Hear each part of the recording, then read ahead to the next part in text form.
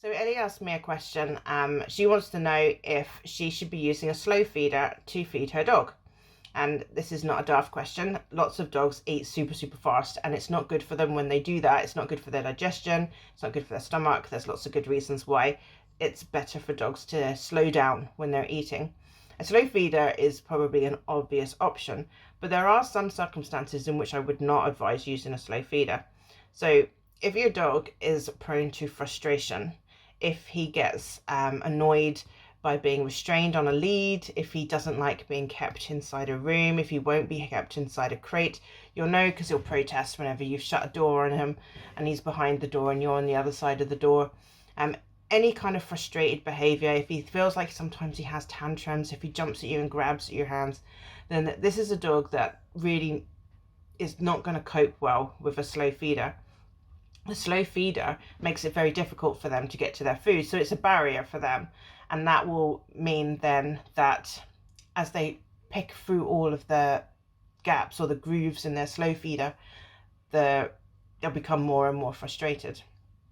The other thing about meal times is that this is the time where your dog should go into a state of rest and digest. You've heard of fight or flight. Well, rest and digest is the opposite of that. This is the time when they need to settle down and their body needs to take time to properly digest food. So when they've had a proper meal, they need to be in this very calm, serene kind of mode so that they can properly digest their food and so that they don't get stressed at that time.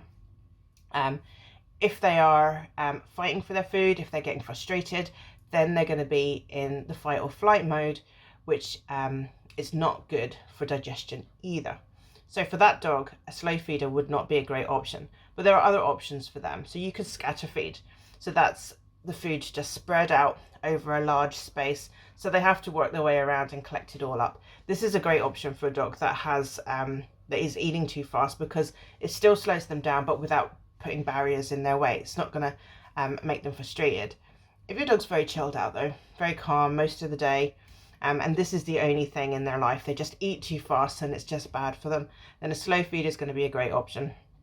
It will slow them down. The food gets trapped in amongst, whatever obstacles have been created in your slow feeder. Some of them look like mazes, some of them look like puzzles, but whatever it is, it will slow them down and it will be better for them. So the answer to your question, Ali, is if your dog is generally very chilled, then a slow feeder could be beneficial.